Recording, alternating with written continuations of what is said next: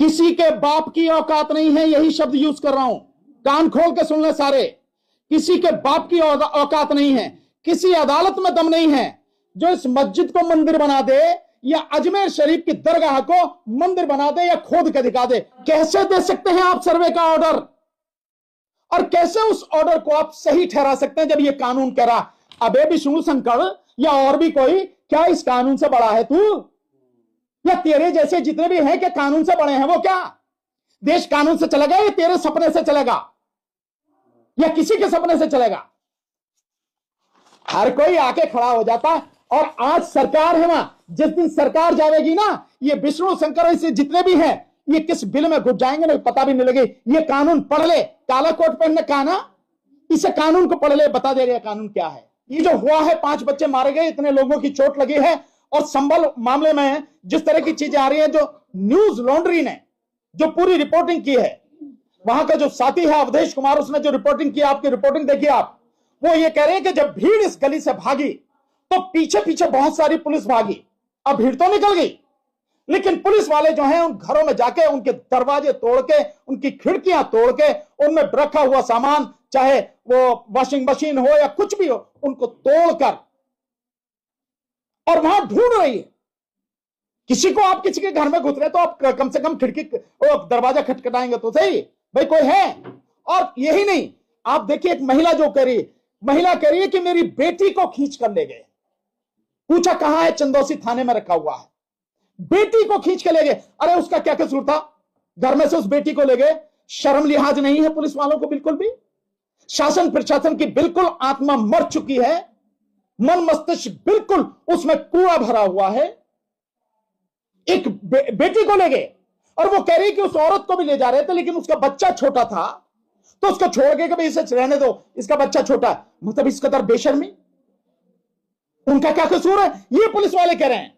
और जो एक लड़का हॉस्पिटल में भर्ती है वो कह रहा कि हमें ये कहा कि तुम्हें बचने का यही है। पुलिस वाले ये क्या कहेंगे उनको धमकी देके कि तुम्हारे बचने का यही है कि 10-10 लोगों के नाम बताओ और कंप्लेंट तुम्हारी तरफ से होगी, तुम्हारी तरफ से कंप्लेंट होगी। यानी फर्जी कंप्लेंट करा रहे हो।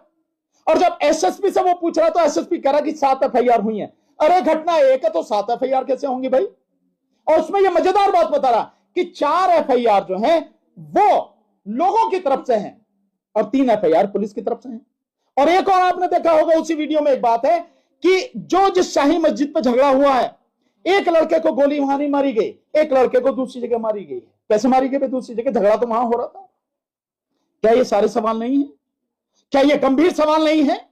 लोगों को जिस तरह से मारा गया है, जिस तरह से सारी चीजें हुई हैं और पुलिस वालों को भी चोट लगी, ये घटना जिसके लिए कलेक्टर, एसएसपी, ये सारे लोग जो, और सबसे ज्यादा जिम्मेदार वो अदालत जिसने आदेश किया सर्वे का।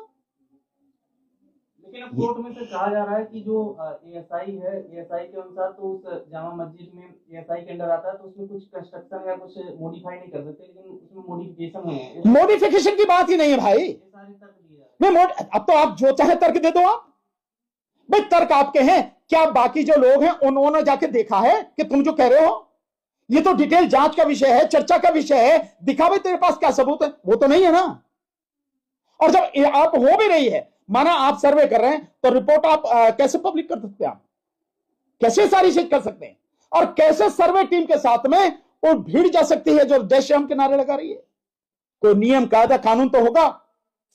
अगर कहीं किसी को भेजा जा रहा है सर्वे के लिए, एएसआई की टीम जा रही है, तो वो सरकारी अधिकारी कर्मचारी हैं, वो जा सकते हैं। चलो अगर हो गया, हालांकि ये कानून बिल्कुल स्पष्ट रूप से मना कर रहा है, ये कानून गैर कानूनी काम हो रहा, पर उनके साथ में भीड़ के जाने का क्या मतलब है? कैसे जा रही है भीड़? ये सोची समझी साजिश के तहत है। और महाराष्ट्र के हर जिले में लोग सड़क पर निकलने हैं। उस गांव में जिस गांव ने वोट दी, पूरा का पूरा गांव, कि हमें एक वोट भी नहीं, वो गांव निकल के सड़क पर आ रहा।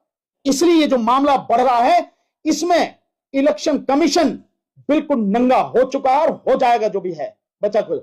इसलिए ये सारे मसले लगातार किए जा रहे हैं, इसलिए बदायूं को उठाया जा रहा है। इसलिए तो जिस तरीके से आप लगातार प्लेसेस ऑफ वर्शिप एक्ट 1991 का मेंशन कर रहे हैं, लेकिन सुप्रीम कोर्ट ने इस पे इसका मेंशन भी नहीं किया जब वो सुनवाई कर रहे थे संभल शाही मस्जिद के दौरान। उस तक टिप्पणी देखने को नहीं मिली सुप्रीम कोर्ट ने। नहीं हो सकता है उन्होंने देखा नहीं देखा, मैं नहीं कह सकता, मुझे इसकी पता नहीं है।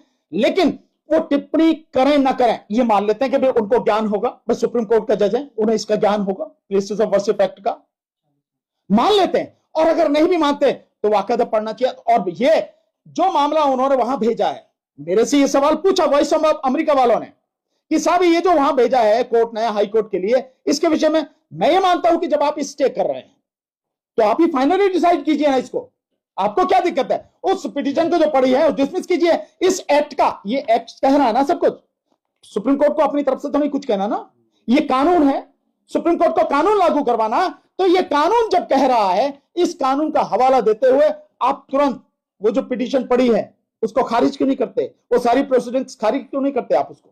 तो आप क्यों भेज रहे हैं उसको इलाहाबाद हाई कोर्ट? उसकी जरूरत नहीं थी। सवाल ये है कि जो पिटिशनर है इसमें हरिशंकर जैन, विष्णु शंकर जैन है, ये बाप बेटे हैं। करीब 120 ऐसे केस इनके पास हैं जिनमें ये याची बने हुए हैं, चाहे काशी हो, मथुरा हो, चाहे अजमेर शरीफ हो, चाहे ये संबल हो। तो ये तो पूरा बवाल फैल जाएगा सर देश में, इनको रोका कैसे जाएगा? देखिए, रोका जाएगा या तो कानून के अनुसार सुप्रीम कोर्ट रोके, नहीं तो इस देश की पब्लिक को खड़े होना पड़ेगा, पब्लिक को रोकना पड़ेगा। 120 केस है सर पूरे। मैं कह रहा हूं 120 क्या 1020 हो, क्या फर्क पड़ता है? कानून से ऊपर तो नहीं है।